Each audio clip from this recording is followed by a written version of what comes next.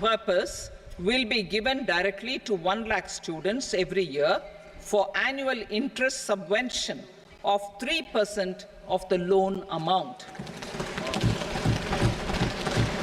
Priority 3, inclusive human resource development and social justice, saturation approach.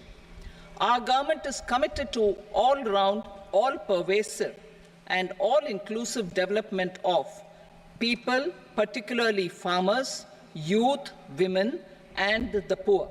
For achieving social justice comprehensively, the saturation approach of covering all eligible people through various programs, including those for education and health, will be adopted to empower them by improving their capabilities.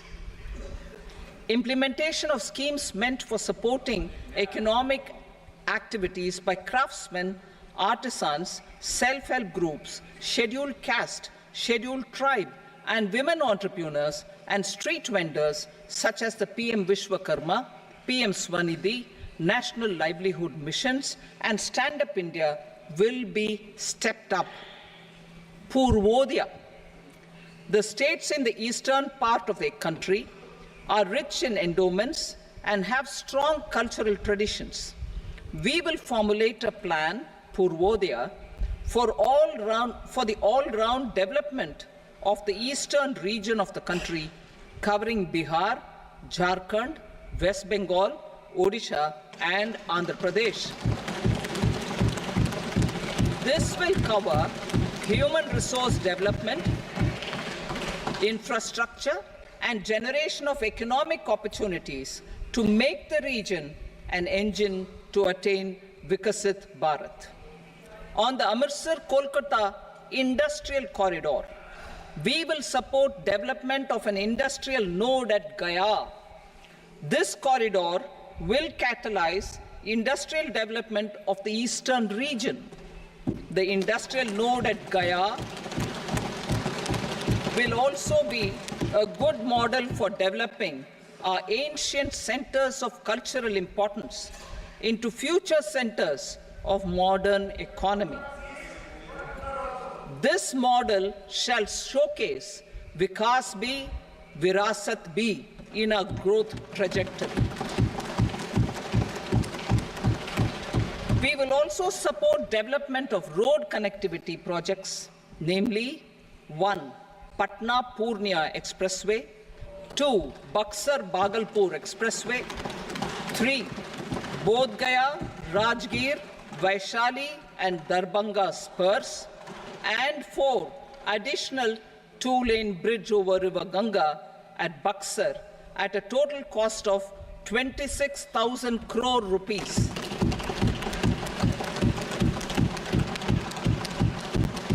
Power projects, including setting up of a new 2,400 megawatt power plant at Pir Painti, will be taken up at a cost of 21,400 crore rupees. New airports, medical colleges, and sports infrastructure in Bihar will be constructed. An additional allocation to support capital investments will be provided. The requests of Bihar government for external assistance from multilateral development banks will be expedited.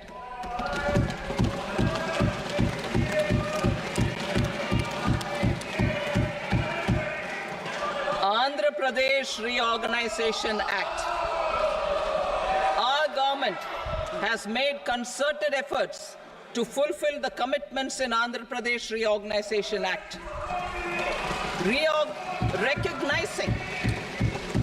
Recognizing the state's need for the capital, recognizing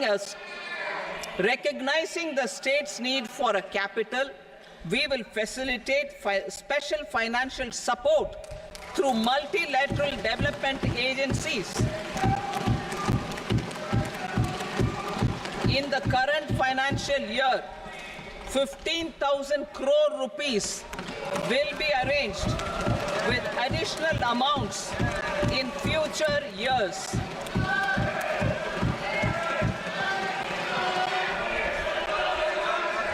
Our government is fully committed to financing and early completion of the Polavaram irrigation project, which is the lifeline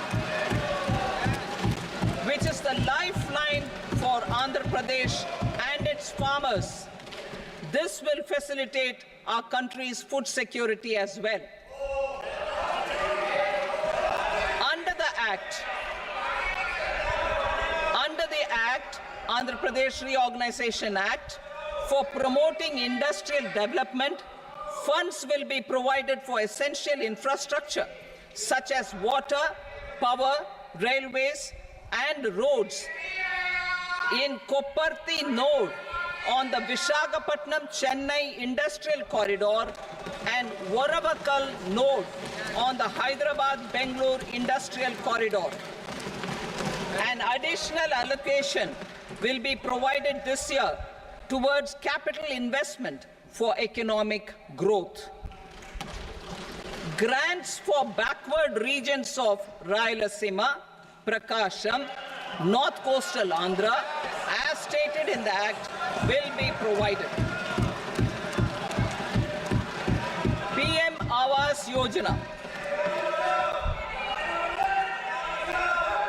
3 crore additional houses under the PM Awas Yojana in rural and urban areas in the country have been announced, for which the necessary allocations are being made. Women-led development. For promoting women-led development, the budget carries an allocation of more than 3 lakh crore for schemes benefiting women and girls. This signals our government's commitment for enhancing women's role in economic development. Pradhan Mantri Janjatiya Unnat Gram Abhiyan. For improving the socio-economic condition of tribal communities, we will launch the Pradhan Mantri Janjatiya Unnat Gram Abhiyan by adopting saturation coverage for tribal families in tribal majority villages and aspirational districts.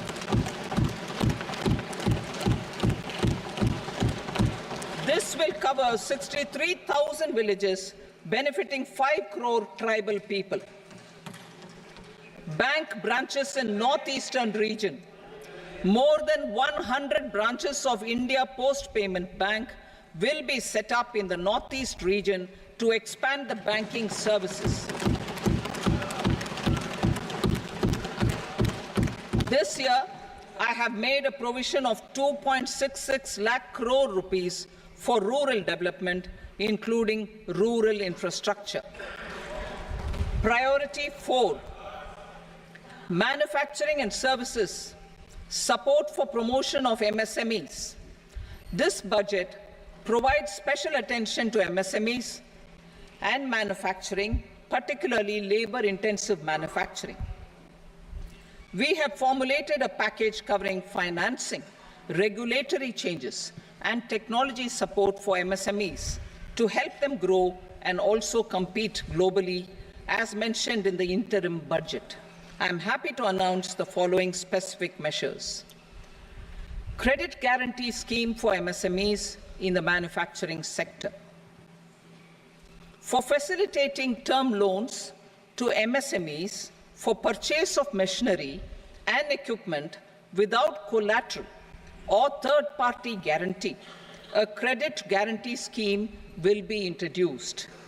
The scheme will operate on pooling of credit risks of such MSMEs. A separately constituted self-financing guarantee fund will provide to each applicant guarantee cover up to 100 crore rupees, while the loan amount may be larger. The borrower will have to provide an upfront guarantee fee and an annual guarantee fee on the reducing loan balance. New assessment model for MSME credit.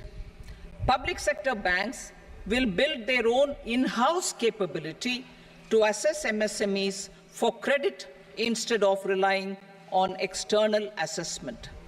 They will also take a lead in developing or getting developed a new credit assessment model based on the scoring of digital footprints of the MSMEs in the economy. This is expected to be a significant improvement over the traditional assessment of credit eligibility based only on asset or turnover criteria. That will also cover MSMEs without a formal accounting system. Credit support to MSMEs during stress period.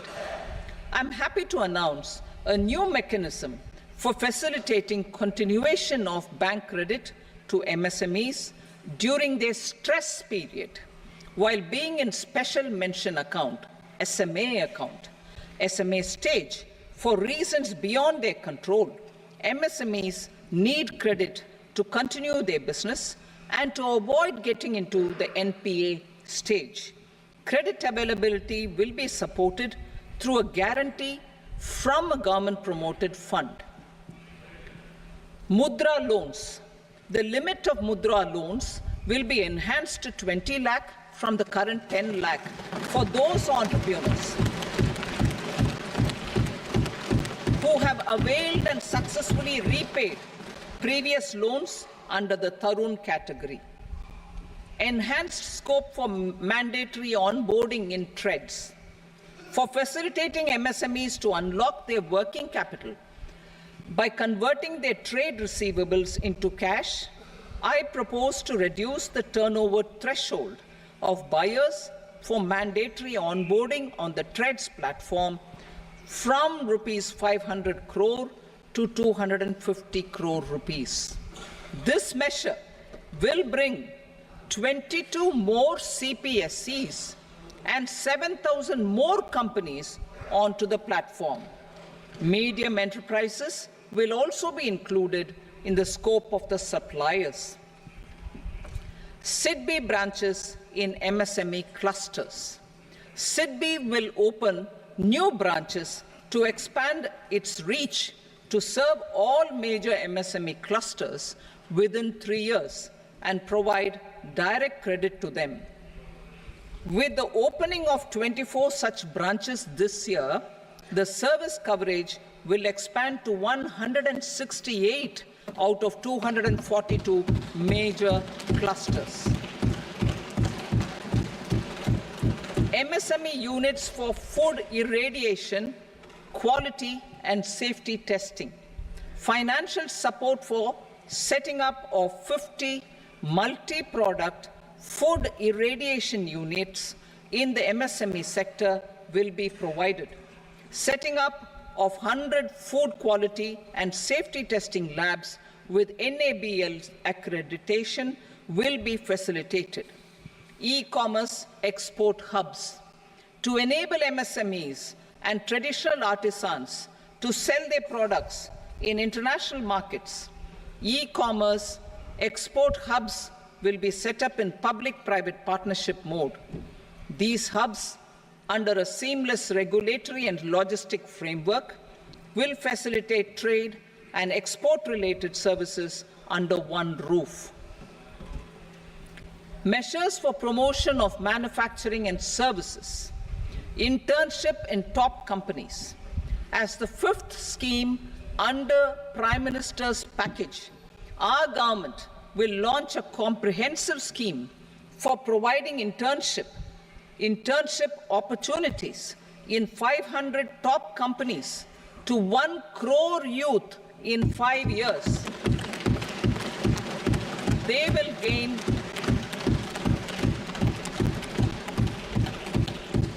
will gain exposure for 12 months to real-life business environment, varied professions, and employment opportunities.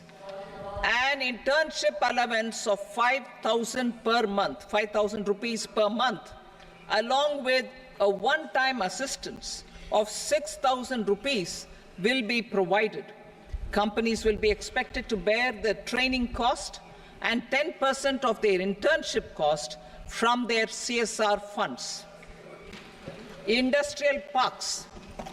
Our government will facilitate development of investment-ready, plug-and-play industrial parks with complete infrastructure in or near 100 cities in partnership with the states and private sector by better using town planning schemes. 12 industrial parks under the National Industrial Corridor Development Program also will be sanctioned.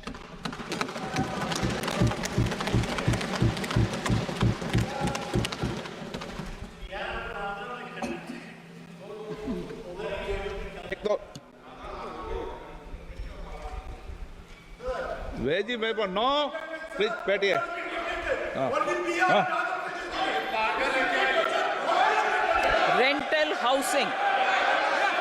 Rental housing with dormitory type accommodation for industrial workers will be, just 1 minute. Rental housing, I repeat, rental housing with dormitory type accommodation for industrial workers will be facilitated in PPP mode with VGF support and commitment from anchor industries.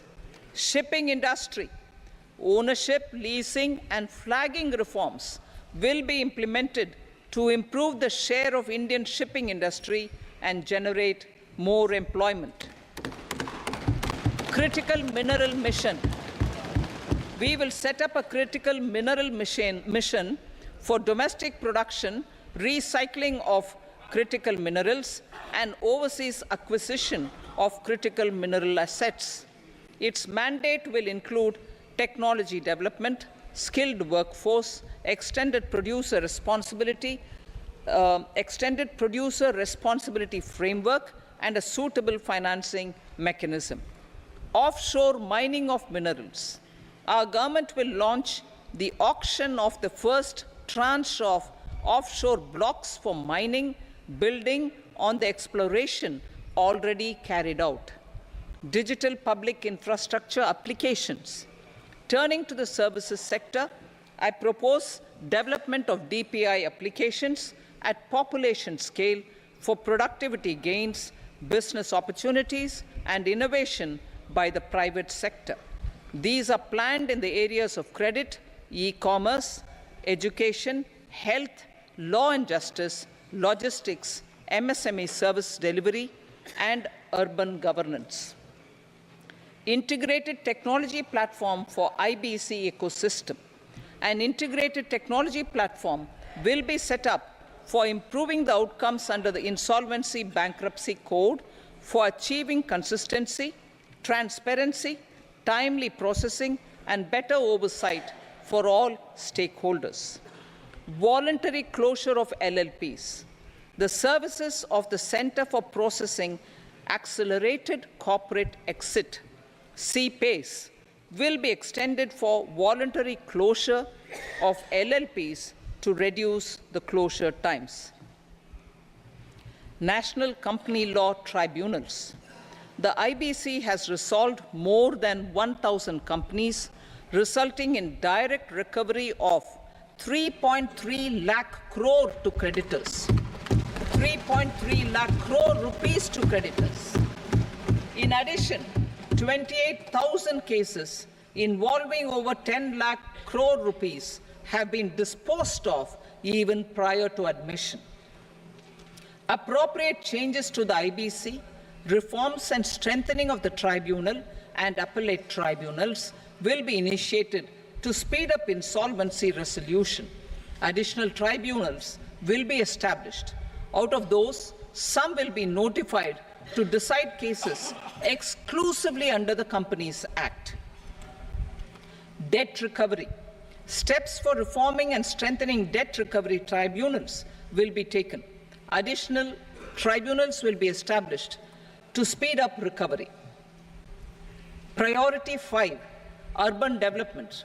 Cities as growth hubs.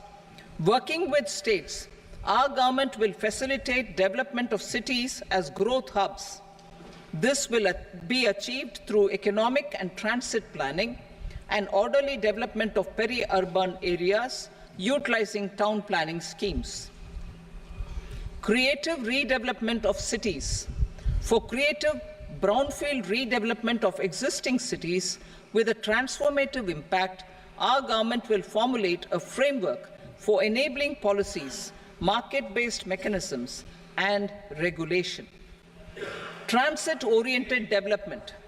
Transit-oriented development plans for 14 large cities with a population above 30 lakh will be formulated, along with an implementation and financing strategy. Urban housing. Under the PM Awas Yojana, Urban 2.0, housing needs of 1 crore urban poor and middle-class families will be addressed with an investment of 10 lakh crore rupees. This will include the central assistance of 2.2 lakh crore rupees in the next 5 years. A provision of interest subsidy to facilitate loans at affordable rates is also envisaged. In addition, enabling policies and regulations for efficient and transparent rental housing markets with enhanced availability will also be put in place. Water supply and sanitation. In partnership with state governments and multilateral development banks, we will promote water supply, sewage treatments, and solid waste management projects and services for 100 large cities through bankable projects. These projects will also envisage use of treated water for irrigation and filling up of tanks in nearby areas. Street markets. Building on the success of PM Swanidhi scheme in transforming the lives of street vendors, our government envisions a scheme to support each year over the next 5 years the development of 100 weekly hearts or street food hubs in select cities. Stamp duty. We will encourage states which continue to charge high stamp duty to moderate the rates for all and also consider further lowering duties for properties purchased by women. This reform will be made an essential component of urban development schemes. Priority 6, energy security, energy transition. In the interim budget, I had announced our strategy to sustain high and more resource-efficient economic growth, along with the energy security in terms of availability, accessibility, and affordability. We will bring out a policy document on appropriate energy transition pathways that balances the imperatives of employment, growth, and environmental sustainability. PM Surya Ghar Muft Bijli Yojana. PM Surya Ghar Muft Bijli Yojana. In line with the announcement in the interim budget,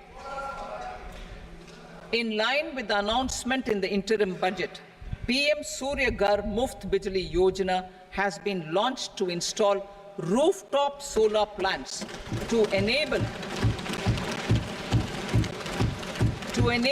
1 crore households obtain free electricity up to 300 units every month.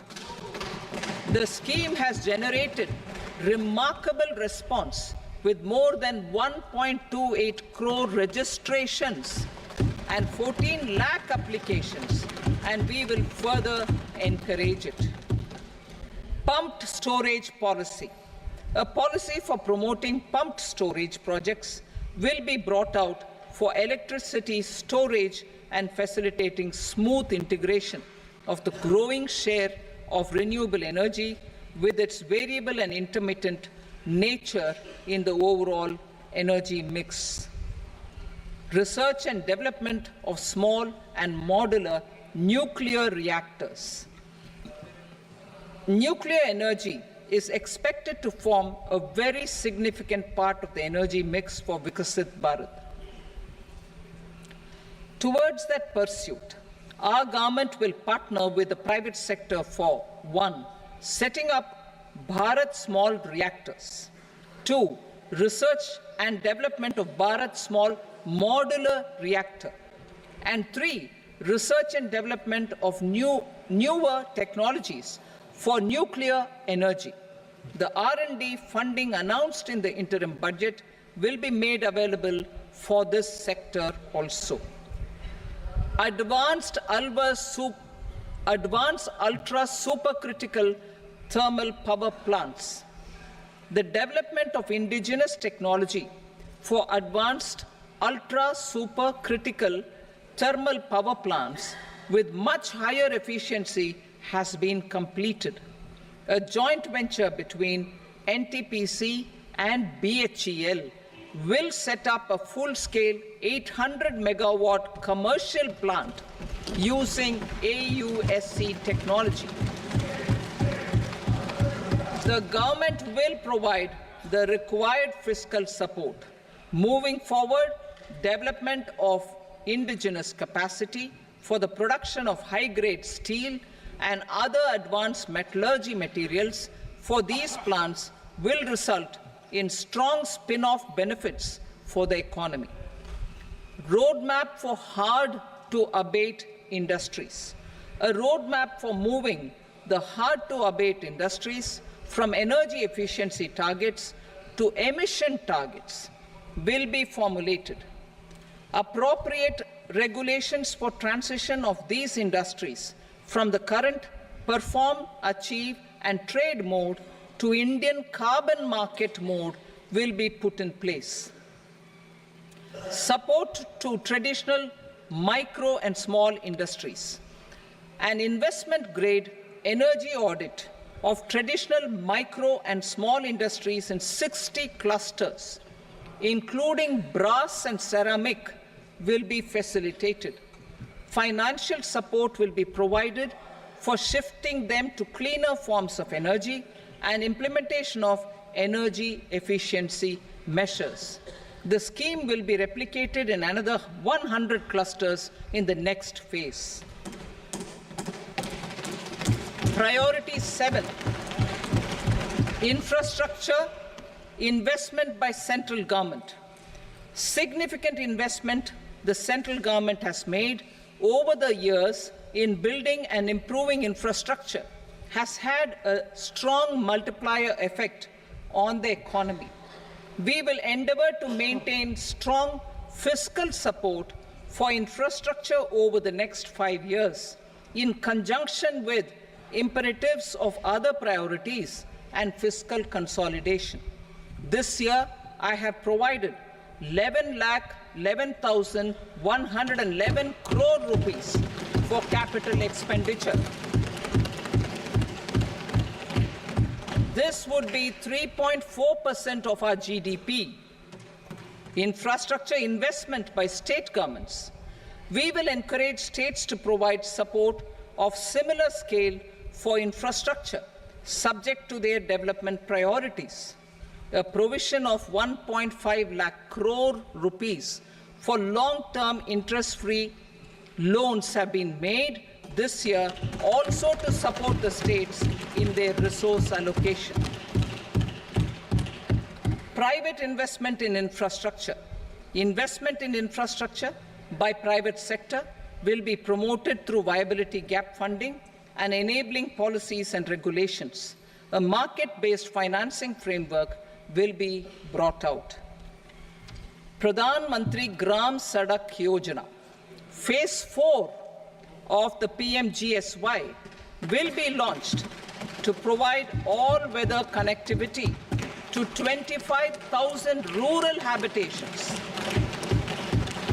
which have become eligible in view of their population increase.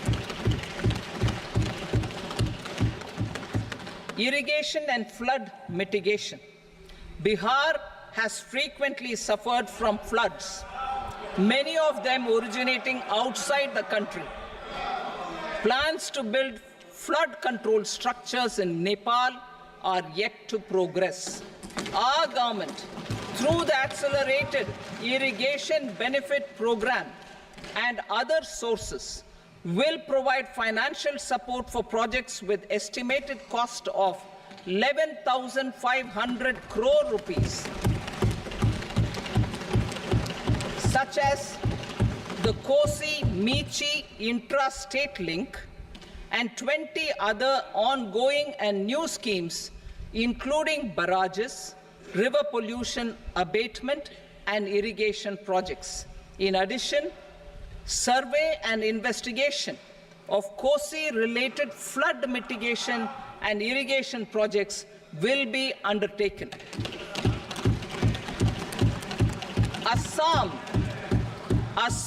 grapples with floods every year by the Brahmaputra River and its tributaries originating outside India. We will provide assistance to Assam for flood management and related projects.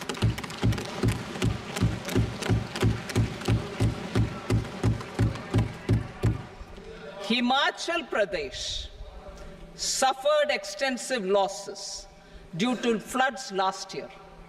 Our government will provide assistance to the state for reconstruction and rehabilitation through multilateral development assistance.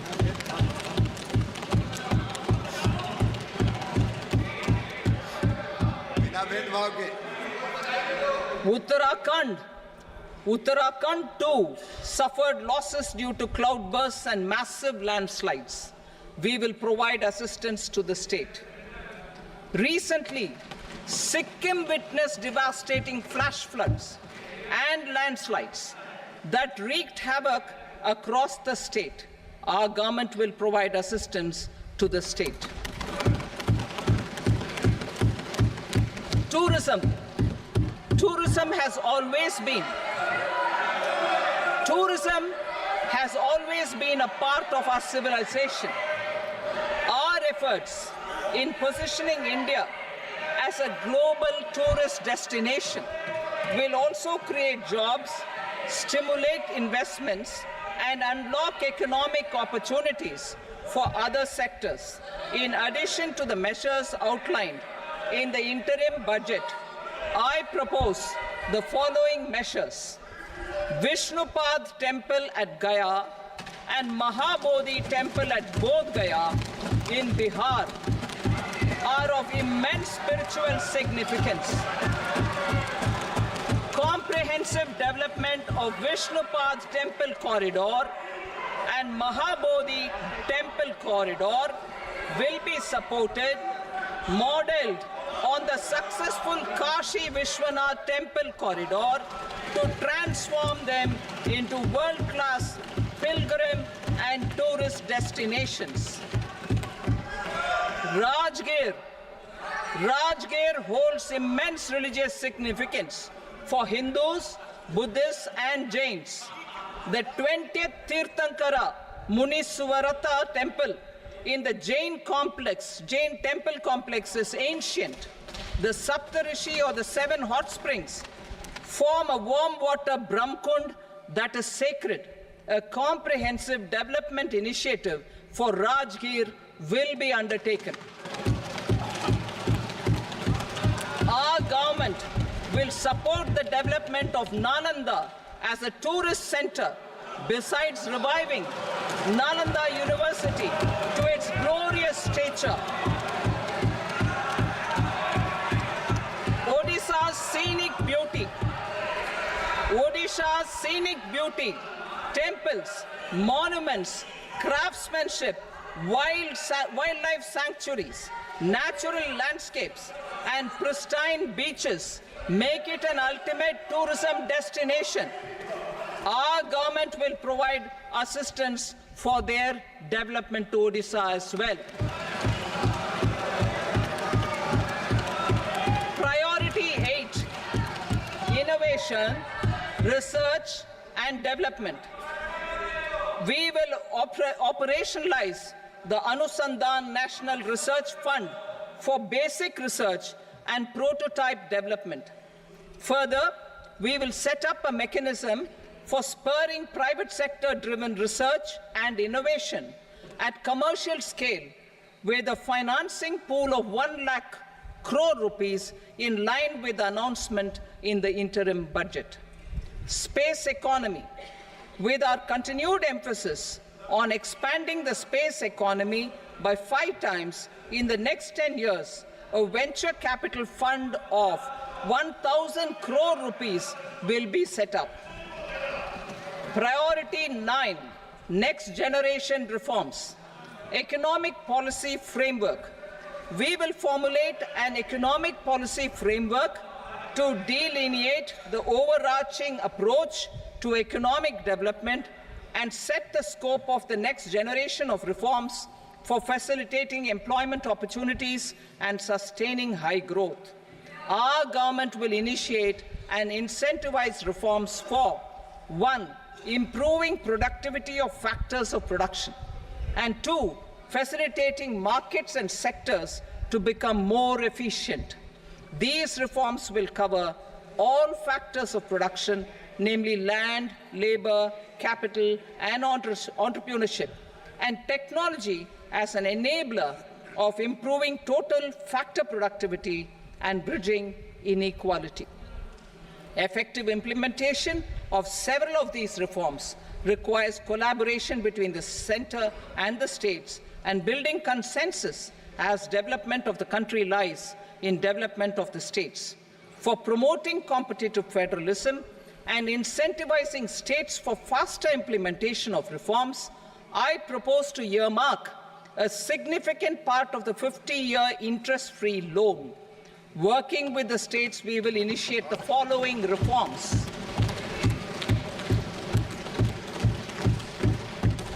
Land-related reforms and actions, both in the rural and urban areas, will cover land administration, will cover 1. Land administration, planning and management, and 2.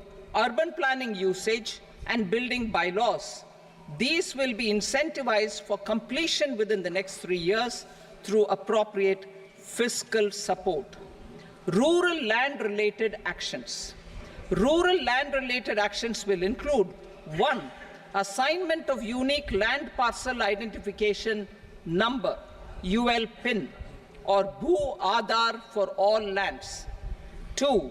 Digitization of cadastral maps. 3. Survey of subdivisions, survey of map subdivisions as per current ownership. 4. Establishment of land registry. And 5. Linking to the farmers registry.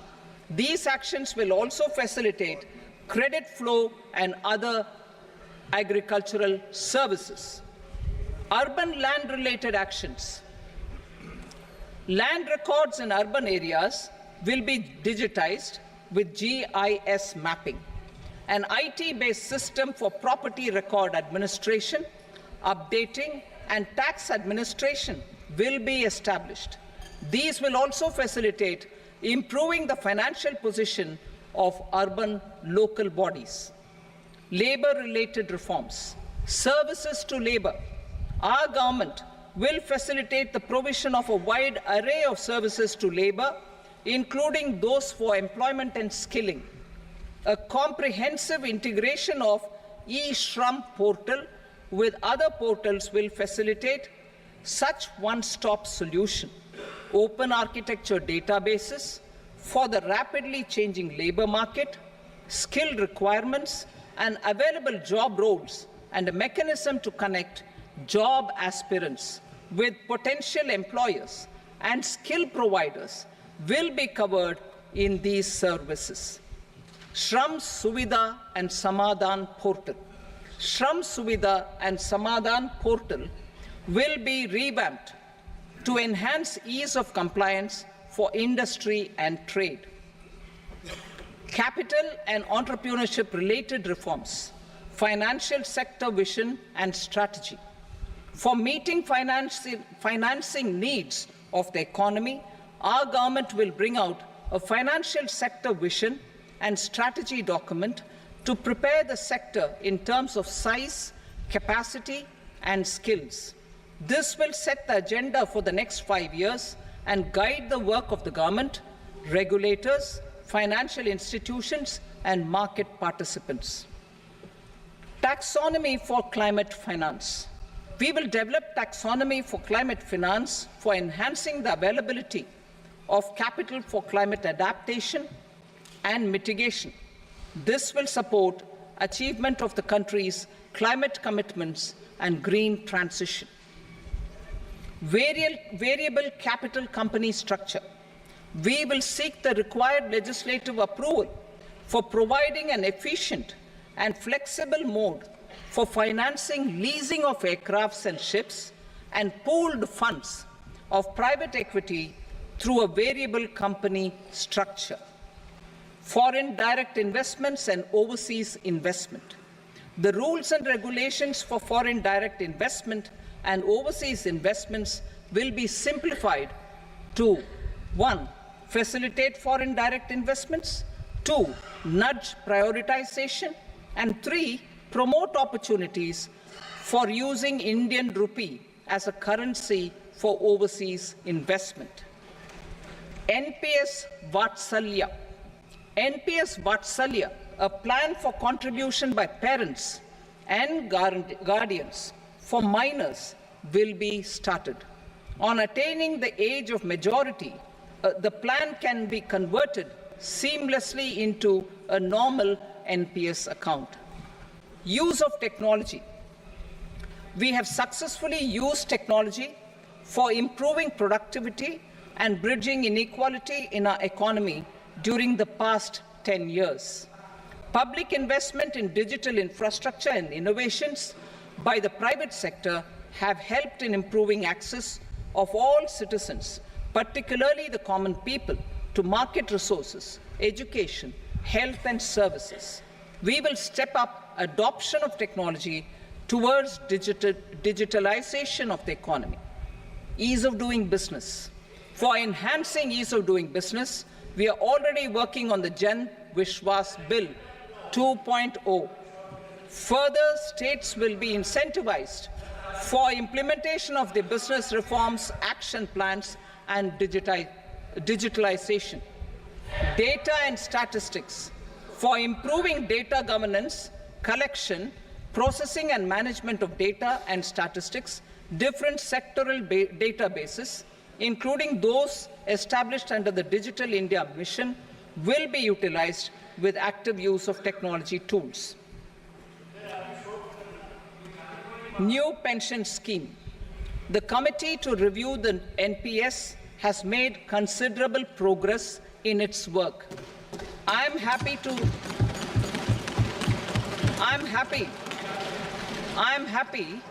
that the staff side of the National Council of the Joint Consultative Machinery for Central Government Employees has taken a constructive approach. A solution will be evolved which addresses the relevant issues while maintaining fiscal prudence to protect the common citizens. Budget estimates for 24-25. For the year 24-25, total receipts other than borrowings and the total expenditure are estimated at 32.07 lakh crore rupees and 48.21 lakh crore rupees respectively. The net tax receipts are estimated at 25.83 lakh crore rupees. The fiscal deficit is estimated at 4.9% of the GDP. The gross and the net market borrowings through dated securities during 24-25 are estimated at 14.01 lakh crore rupees and 11.63 lakh crore rupees respectively. Both will be less than that in 23-24. The fiscal consolidation path announced by me in 2021 has served our economy very well, and we aim to reach the deficit below 4.5% next year. The government is committed to staying the course. From 2026-27 onwards, our endeavour will be to keep the fiscal deficit each year such that the central government's debt will be on a declining path as percentage of GDP. I will now move to Part B.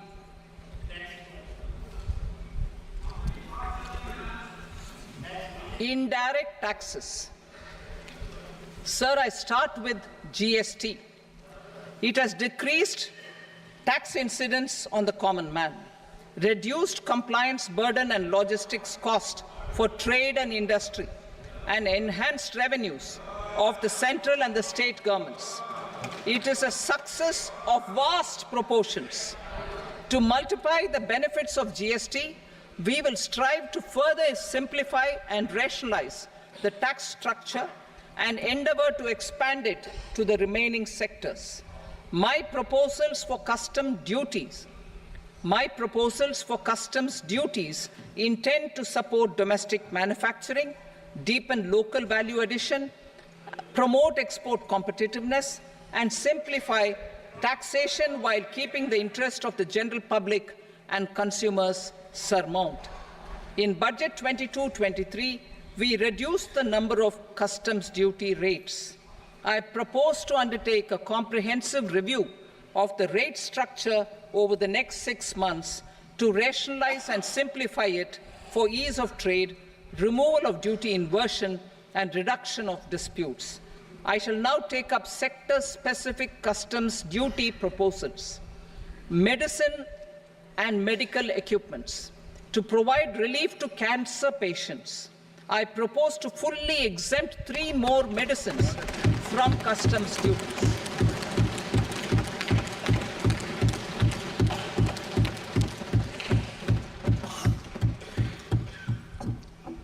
I also propose changes in the BCD on X-ray tubes and flat panel detectors for use in medical X-ray machines under the phased manufacturing program so as to synchronize them with the domestic capacity addition.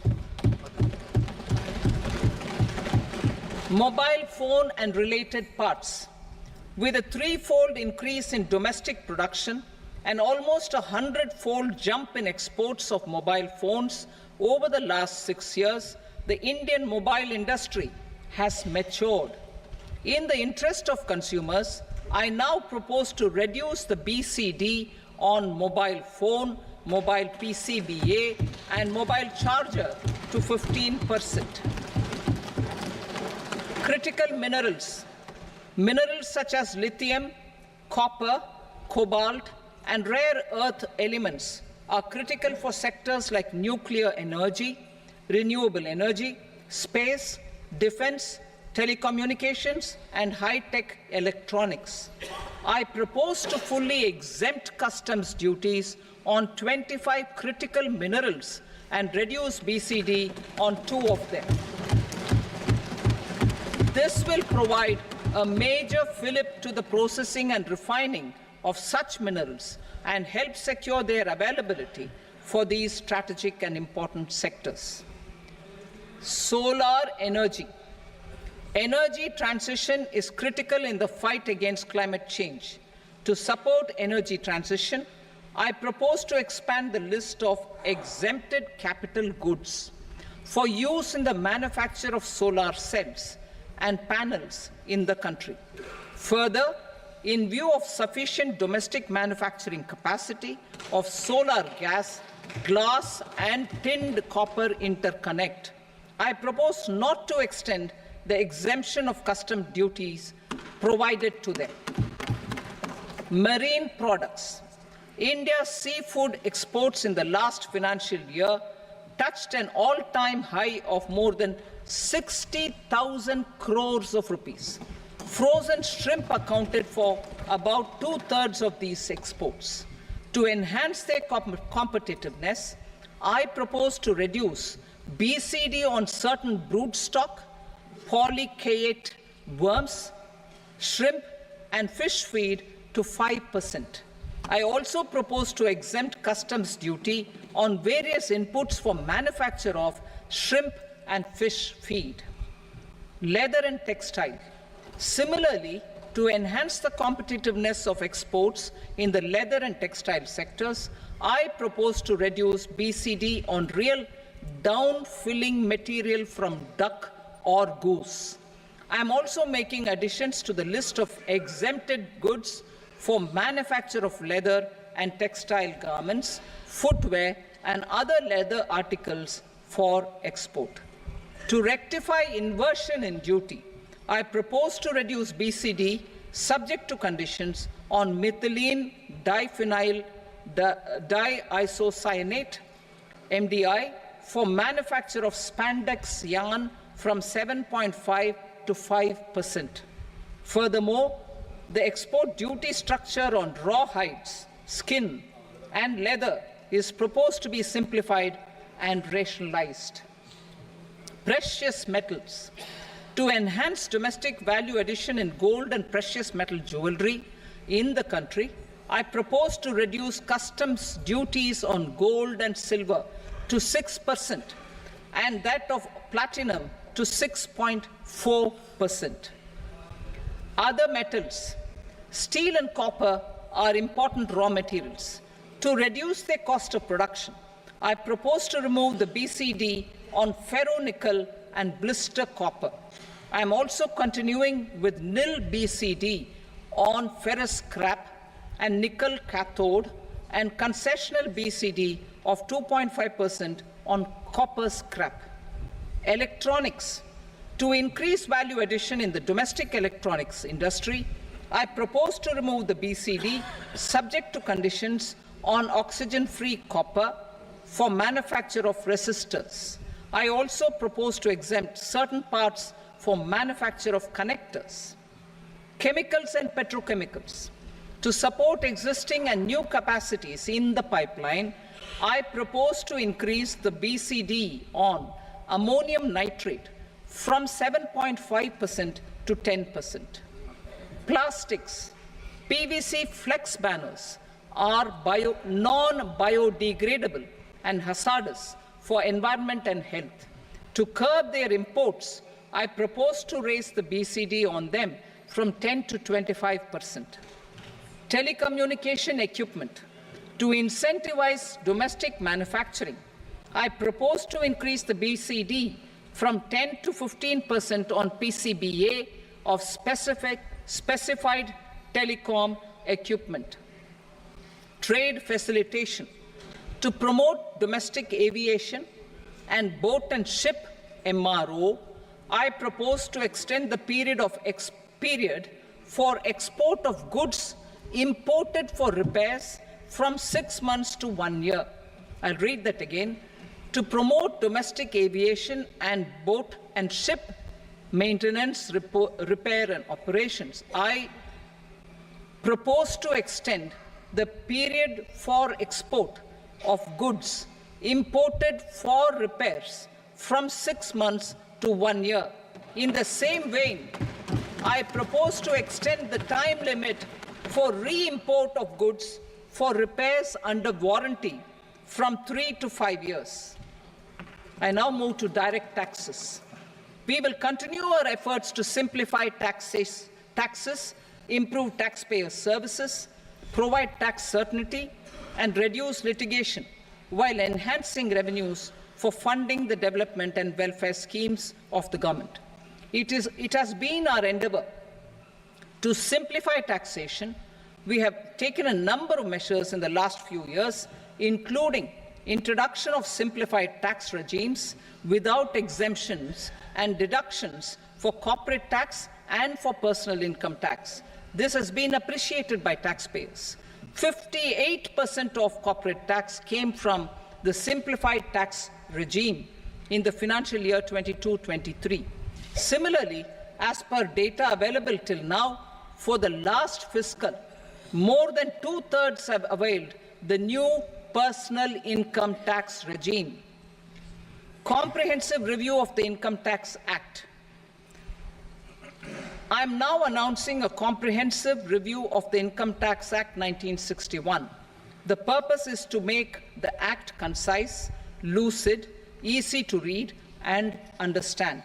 This will reduce disputes and litigation, thereby providing tax certainty to the taxpayers. I will also bring down the demand embroiled in litigation.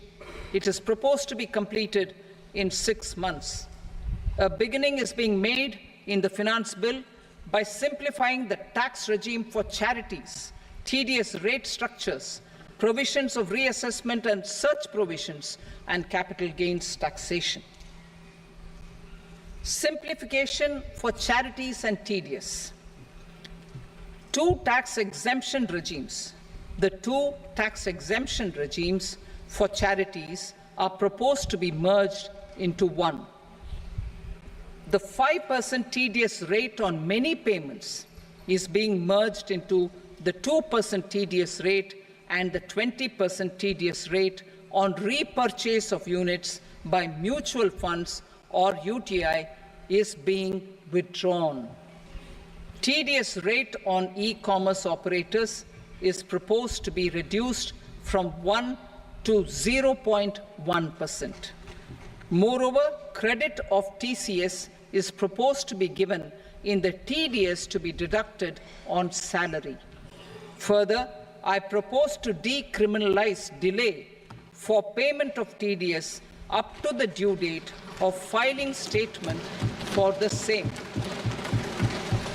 I also plan to provide a standard operating procedure for TDS defaults and simplify and rationalize the compounding guidelines for such defaults. Simplification of reassessment. I propose to thoroughly simplify the provisions for reopening and reassessment.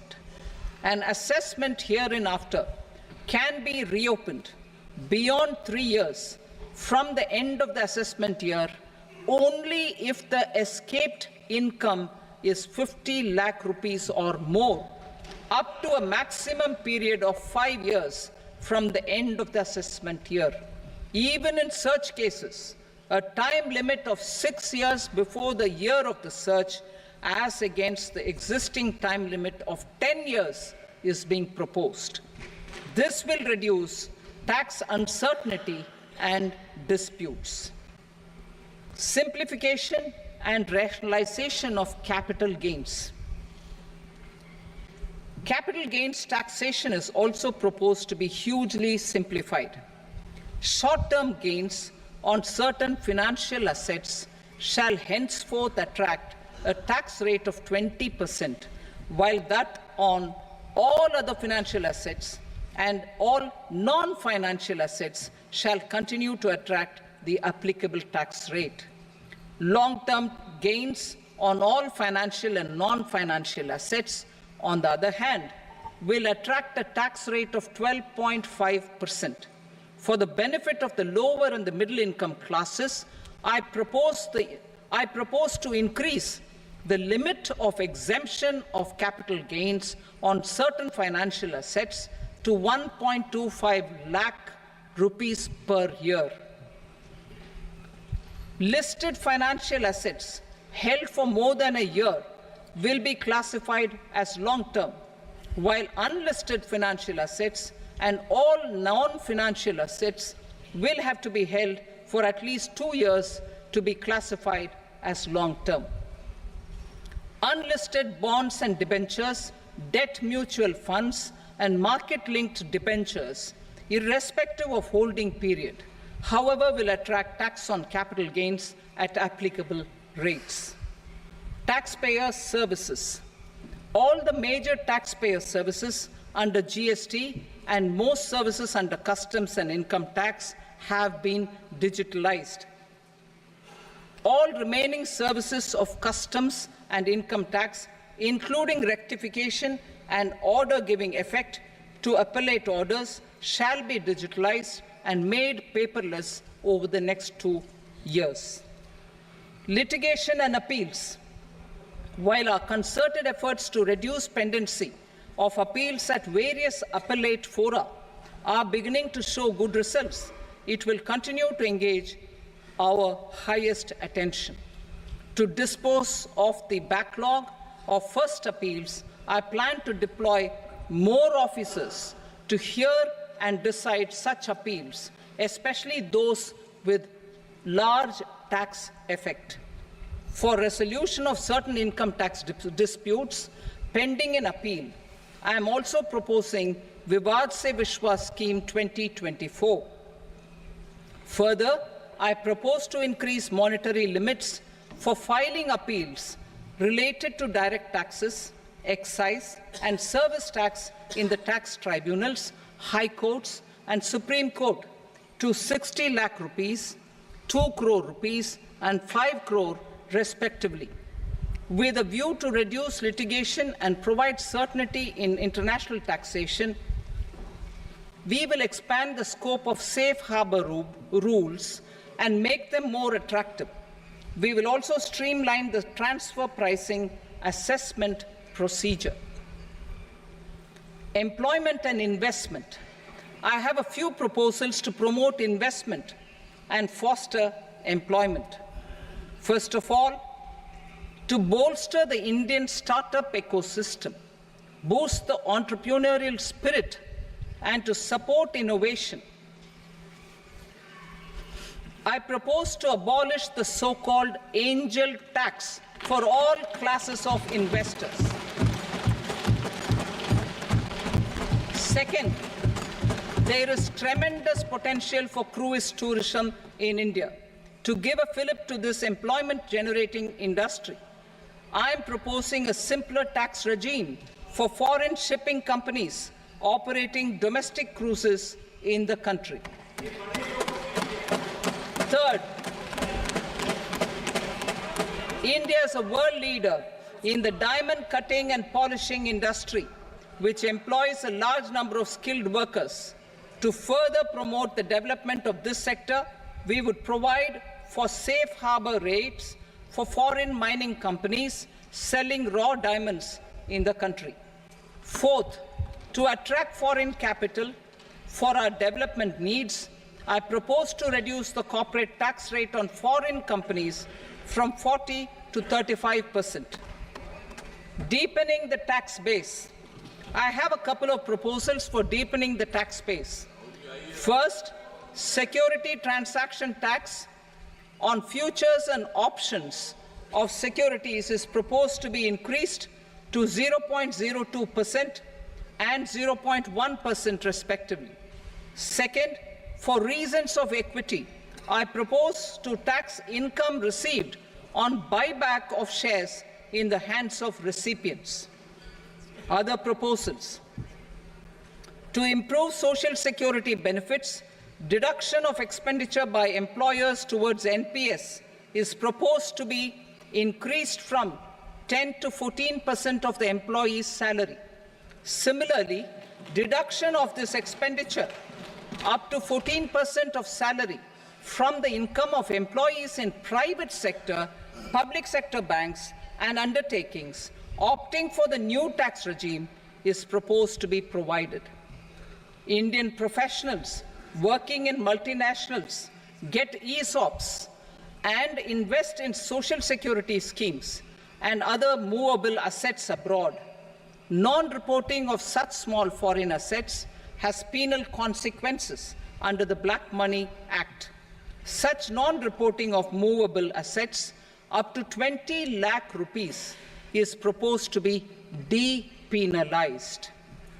Other major proposals in the finance bill relate to withdrawal of equalization levy of 2%, expansion of tax benefits to certain funds and entities in IFSCs, and immunity from penalty and prosecution to Benamidar on full and true disclosure so as to improve conviction under the Benami Transaction Prohibition Act 1988. Personal income tax.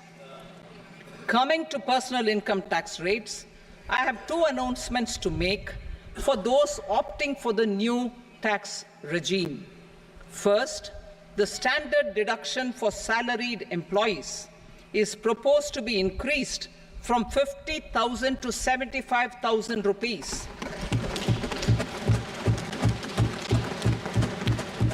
Similarly, deduction on family pension for pensioners is proposed to be enhanced from 15,000 to 25,000 rupees. This will provide relief to about 4 crore salaried individuals and pensioners.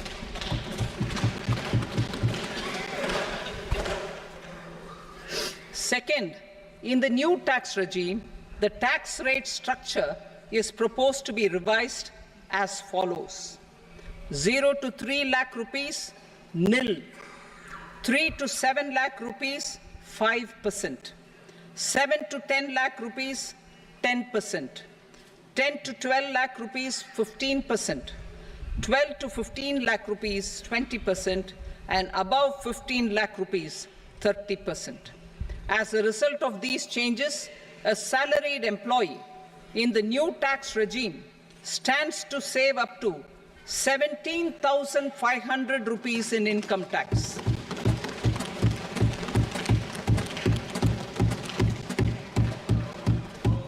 Apart from these, I am also making some other changes as given in the annexure.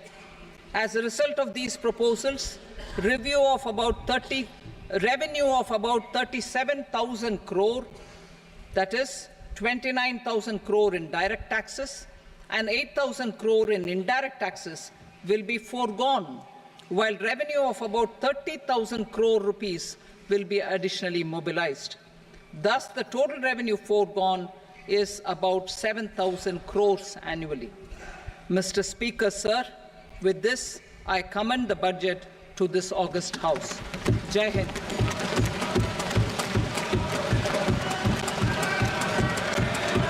Item number 2.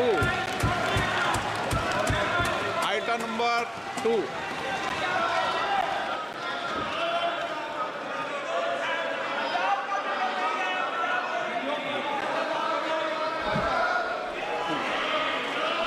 Sir, with your permission, I rise to lay on the table the following statements under Section 3 of the Fiscal Responsibility and Budget Management, FRBM Act 2003, Medium-Term Fiscal Policy cum Fiscal Policy Strategy Statement, and Macroeconomic Framework Statement. Item number 3. Sir, with your permission, I rise to move for leave to introduce the Finance Number 2 Bill 2024. प्रश्न ये कि विधेयक को पुनर्स्थापित करने की अनुमति प्रदान की जाए। जो सदस्य इसके पक्ष में हाँ कहें, जो सदस्य विरोध में ना कहें। मेरे विचार में निर्णय हाँ वालों के पक्ष में अनुमति प्रदान की जाती है। माननीय मंत्री जी, अब विधेयक पुनर्स्थापित करें। Sir, I introduce the bill. Item number 4. The Union Territory of Jammu and Kashmir budget. Sir, I rise to present a statement, Hindi and English versions, of the estimated receipts and expenditure of the Union Territory of Jammu and Kashmir for the year 24-25. सभा की कार्रवाई कल बुधवार दिनांक 24 जुलाई 2024 को प्राप्त 11 बजे तक के लिए स्थगित की जाती है।